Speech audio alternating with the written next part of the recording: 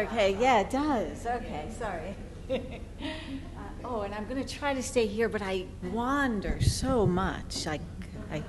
I'm going to really try to stay right here so you can hear me. I'm Victoria Greenwood, and my colleague and I, Caroline Mosca, did a pilot study of flipping the classroom, our nursing classroom. Our nursing classroom was your typical medical med-surg type of classroom. We call it a nursing interventions. It was the first of two following nursing fundamentals. Okay. So today our learner objectives, I hope that I'm going to share what we did with the pilot study and the outcomes of it. And I hope that if you don't know anything about flipping the classroom, that you learn the basics of it. If you do know about it, I'm hoping that you will be inspired to flip your own classroom if you have one. And I will share barriers that we encountered and how we overcame them.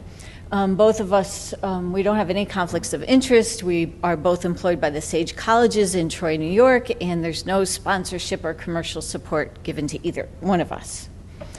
Okay, so how did we decide to flip, or why did we decide? Because it was a lot of work to flip the classroom. It was over a year in the making, and I'm sure you're all aware of the conversations in nursing ed that, we're content heavy, that there's too much in there, that we're scrambling to give all this content to the students, and there's just not enough time. In the bullets here, I've got some authors here, but there's so many authors out there that writing about this and how there's so much content. But these are nursing authors, all except the first bullet. Bergman and Sams wrote a really good book on flipping the classroom, and I encourage you to read that one first if you're a novice to flipping the classroom. And so they talk about it as a method of increasing student participation and improving learning outcomes, and they really go into the how and why of it. And Billings and Halstead talk about moving away from this content-heavy curriculum that we're all in, and engaging students to learn how to learn, and that this is what we need to teach them to be learners forever, and that we constantly have to be, we just have to teach them how to learn, be active learners and self-directed learners, and that as educators that we need to be teaching student-centered, not teacher-centered. And I know that a lot of you know this. So the theory behind that drove us is the constructivist learning theory. And then, Benner and her associates in 2010 published the book that we need a radical transformation in nursing education. So this was the talk in our among the faculty, and we've been talking about this for years, and complaining that there's just too much content and we don't have enough time. And so Caroline and I took the leap and said, okay, nobody else was stepping up. We said, let's just do this. So what we did is we took the PowerPoints that we were previously lecturing from and we narrated them. There are different ways to do this. You don't have to do it this way. And again, I'm going to refer to Bergman and Sams, and in their book they talk about different ways to do it. But we took the PowerPoints that we lectured from. You can videotape yourself one semester. And use those videotapes and putting up on the learning platform the next semester. But we took the summer before we were going to do this and narrated the PowerPoints. And you can see when you're looking at your PowerPoints that you just click on the PowerPoint tab and it says narrate or record PowerPoint. And then we assign the PowerPoints prior to class. And we had much better luck with students listening to PowerPoints than we did having them do the assigned reading. And the way that I could tell that is that we gave an occasional pop quiz based on the readings versus the PowerPoints, and they were doing much better on the pop quizzes. And so we knew that they were listening to the PowerPoints. So we start class, occasional pop quiz, bring up the PowerPoint, not so that we could go through each slide, but so that you could show the PowerPoint and give them a chance to ask questions. Anything in the PowerPoints that you were confused about, anything that you need a further explanation about. And then this is your chance to do a mini lecture, not a big lecture, because you recorded the big lecture. They got that already on their own time. They can listen to it again and again and again. Okay, so mini lectures. And then I never get as much feedback at this point as I'm hoping for because they're not engaged yet. And I don't get them engaged until we get to the active learning part of the class time. So every once in a while, a question. But then we get to the active learning part, and for the pilot study, we used case studies. And I have a really great book on case studies that I found through the years, just through experience finding a good one. So we did small and large group discussions, assigning case studies or parts of case studies to different groups, and then they would have to present after working in their case studies. Okay, and so then the way that we measured whether or not this was working is we just our typical, usual NCLEX style testing, 4 tests a semester, 50 questions per test, and we kept everything the same. We did, we had our test pre-intervention and post-intervention. Test blueprint held constant, everything the same pre and post. And the results were that we had 46 students test before we flipped and 169 afterwards. And so we got a statistically significant increase of 8.04 points afterwards. When we were comparing pre and post, we did a one-way ANOVA test. Again, very statistically significant, both at 0.0001. Post hoc tests revealed that as hypothesized, a statistically significant difference in the mean test scores. And even breaking it down, we did this over the course of 2 semesters, looking at them over 2 semesters. And so the first semester of the flipped classroom and the second semester of the flipped classroom.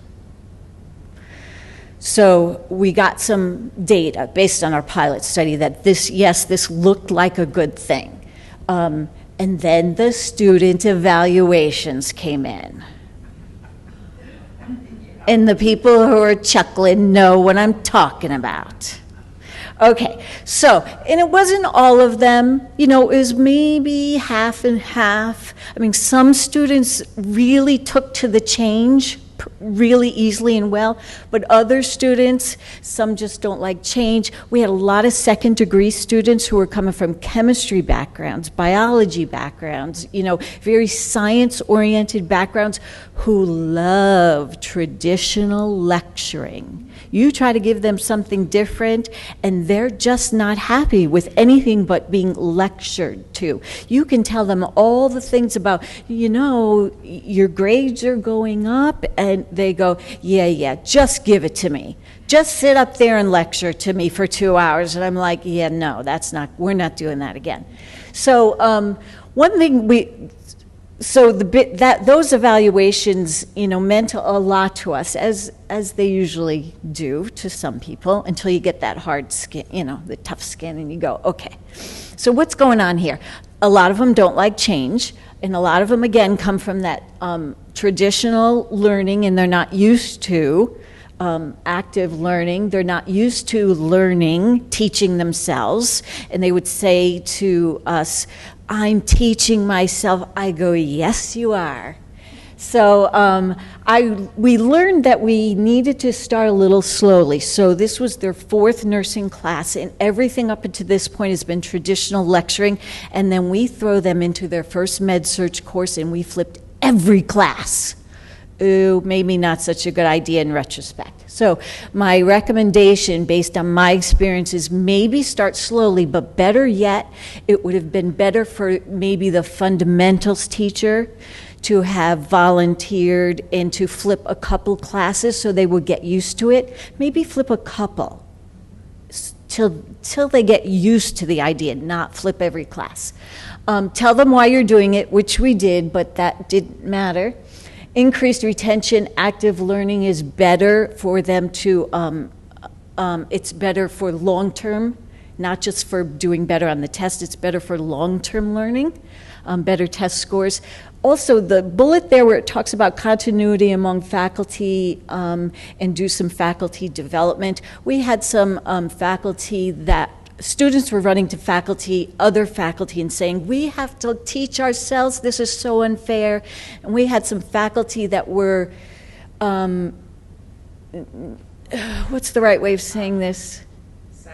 Sabotaging us, exactly. They didn't understand the flipped classroom.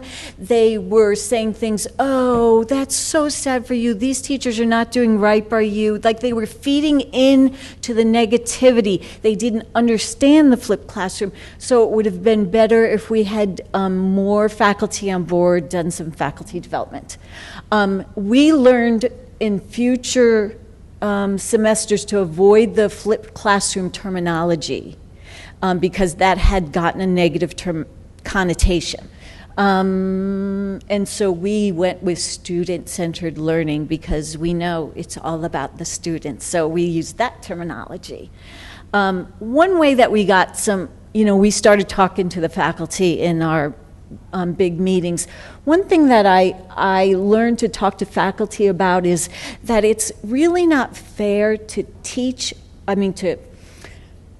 test our students at the lower levels of Bloom's taxonomy of knowledge. It's not fair to lecture at our students of basic knowledge and comprehension because we're testing them at higher levels of application and analysis. And so that's what the flipped classroom allows you to do. The lectures that you pre-record gives them some basic knowledge and comprehension. And then during the class time, you're able to spend much more time with application and analysis. And so that I was able to reach some of our faculty by talking in those terms. Okay, so the key points was putting the PowerPoint up at the start of class and giving them a chance to ask questions and leaving it up there for class so that when we're doing case studies, I can often turn to the PowerPoint and make the connections. When we're doing a case study about a patient coming in with these signs and symptoms, and it's right here in the PowerPoint. I can keep referring back to it. Remember the importance of mini lectures. Just because I'm not lecturing for 2 hours anymore doesn't mean I'm not lecturing at all. I'm just not lecturing for 2 hours. Student-directed topics, as well as topics that are traditionally difficult to grasp. In my situation, I have typical ones that as I'm going through, I know it's going to be difficult, right-sided versus left-sided heart failure. And so you can recognize with your experience that students have difficulty with this concept. And then again, referring to your PowerPoint, and then active learning, mixing it up. We used case studies for that first couple of semesters, but even that, you can overdo case studies too. So you gotta mix up case studies with other active learning techniques, some that I put there, but the literature is full of different active learning strategies that you can do. And so you really need them to own it. When we were getting our evaluations, and they got much better, now I get no negative comments. I don't get any negative comments, and I don't call it flipping the classroom anymore. I don't tell them that that's what I'm doing. And they like the case studies, they like the active learning, but you gotta get them you really do have to get them invested. early on, I was getting comments like, I'm teaching myself.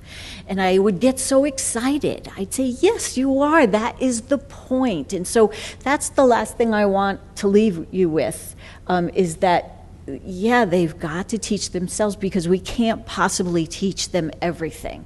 Oh, there is one more thing I want to say. This has led me into the next pilot study. Actually, the next thing I'm doing, I'm in the middle of a doctoral program right now, and so the dissertation that I'm working on is related to concept-based curriculum, and this really works well with concept-based curriculum. And so and I know that some of you know what I'm talking about, but concept-based curriculum uses our our disease curriculum, where you teach about hepatitis. Those become exemplars or examples teaching that you use to teach concepts of oxygenation or perfusion or infection. And so this works really well with that also. So that kind of led me to that in a very nice way. Questions? Did you assess your attendance and differences pre and post?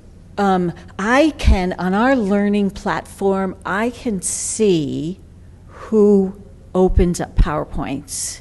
So yeah, I would, every once in a while, I can not only see who's coming to class. I mean, I take attendance, yes, but not only that, but I can see who's opening up the PowerPoints.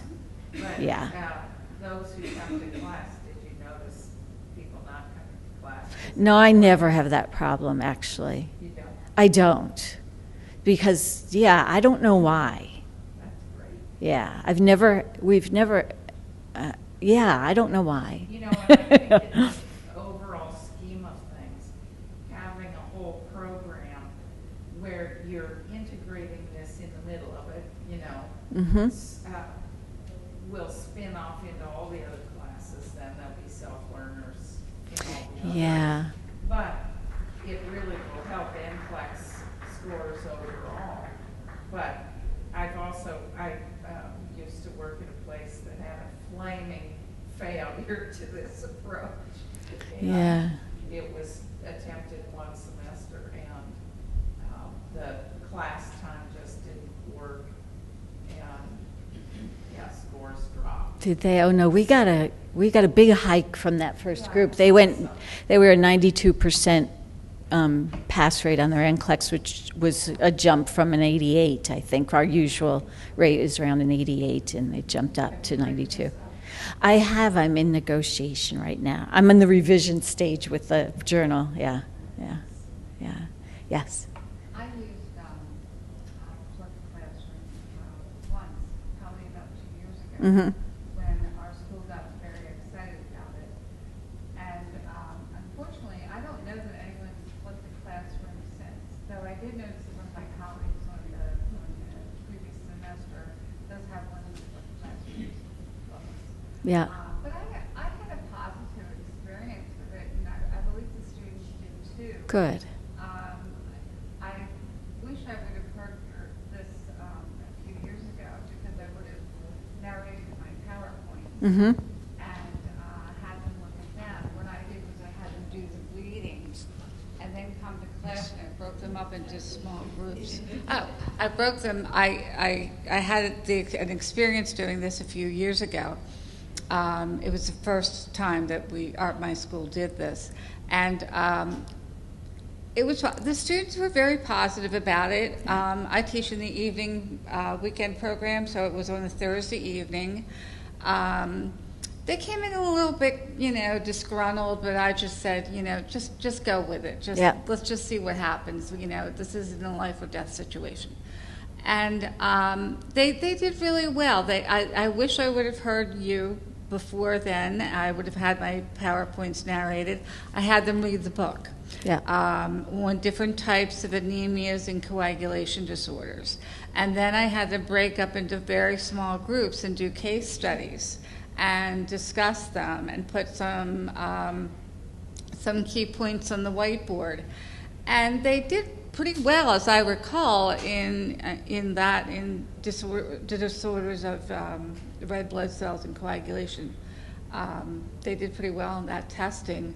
So I'm going to try it again and utilize some of the points that you've made. Thank you. You're welcome. Yes. I was just going to make a comment. In terms of this, using case studies, I went to law school. They've been teaching that in law school since the 19th century. Mm-hmm. What they find is that, yes, you do teach yourself, it teaches you how to think, Right. as opposed to the standard lecture model. The other thing is, I taught one MBA course, and we did that with the case study. I do teach undergraduate nursing in a community college in the South Bronx. And the one thing I've noticed there is that the students are so, like their prior educational experiences are so poor, that it really doesn't adapt itself well to this. Mm-hmm. Yeah, that's all I was going to say. Yeah. Except that if, I always say to them, listen, you want me to lecture for you? I already did. You have a copy of me lecturing to you, so let's discuss. Let's talk about this in school. So, yeah, I don't know how to get through to, there are some people who are just like, yeah, no, you need to just lecture to me. I already did, I say to them. You have me. You can listen to me again and again. You can stop, pause, rewind, and listen again. So it's interesting. Yes? We tried it at our school, and our problem is our evaluations affect our promotion, Mm-hmm. our tenure. Yes. And so the students didn't like it because they were like, you're making us work, you're not really teaching, the same Yes. phrases that people have Yeah. said. And our evaluations went down, the school went crazy, and Yeah. we're all having negative ramifications Mm. because of the poor evaluations, because the school looks at them, and if you get poor evaluations, you're not getting tenure. And it really Mm-hmm. blew a lot of us out of the water, because we wanted to have academic freedom, we wanted to, start something new, and we wanted to increase, the critical thinking, and I think it's a great idea, and it's always been the way I raised my children. And I haven't been at academia that long, and I thought, this is great, because this is what I've been doing all my life with my kids. And there's so much more, I think, to teach our students now, because Yep. there's so much out there, and it's a lot more complicated, and there's no way that we can teach everything. They must learn themselves. But a lot of them are young, and they're just so used to, because in kindergarten, they just the lecture after they don't really. You really- The system is we just lecture after. Yeah, and you really do need your administration's support because, and we had it, that when we wrote, because I went, I went in front of, I had promotion, I went in front of the promotion, I was up for promotion this past year, and so those evaluations were on my record, and so all I had to do is say, I flipped the classroom, and here's the first results of it, and so they were like, yeah, sure, fine, no problem. Yeah, that's Yeah, great. yes. That's good that Yeah. you had that. Yeah. I just have two questions. Narrated PowerPoints meant that you put the important concept in words, not in PowerPoint. Is that what you are saying? What's going on the PowerPoints? No, Is that your question? You called it narrated PowerPoint. So did you put it in Word document, not necessarily in PowerPoint? Let's see. Video of you speaking, or was it? No, it was just audio on the PowerPoint. PowerPoint. So, going right up here, and I just recorded So right here. So it's like you use the term narrated PowerPoint. Narrated, yes. Oh. Audio, yes. That meant- meaning I spoke. Oh, okay. All you have to do is this. Then And it's see where it says start recording? okay, so if you did that, why are they saying that they're teaching themselves? Why are they saying? What you said on the PowerPoint when you were narrating, was it different from what you could have said standing in front of them in the class? Was it different or the same thing? Like, if I'm giving a lecture and I stood there, let's say I stood there like what I did now, and I was recorded, and I put it on the LMS. When they listen to it, will they say I did not teach Because the way that say it, I don't know. I don't know why they say I'm not teaching you, because I would have They will? hours and hours of narrative PowerPoints. It's different. They don't like change. It's a high stakes course. They're erect, they're anxious, they're nervous. They're just nursing students. okay, now, the case studies you gave them, did they get the case studies before the class to do it and prepare and present? Or did you give the case studies in class and they prepared and presented? They have a whole book of case studies and they know what's coming up. Oh, okay. Sometimes I assign them ahead of time. I played with both ideas. Okay, so they know what to prepare ahead of class. Yes. Okay, thank you. My thing is also is the time. It's twice as long for us to actually do this, which I think is great for us to do if our school gives us the time. I don't know how many courses you teach, how many students you advise, and how much your extracurricular outside service activities are. On my own time. It's crazy, and because it's double time. It's like teaching 2 classes.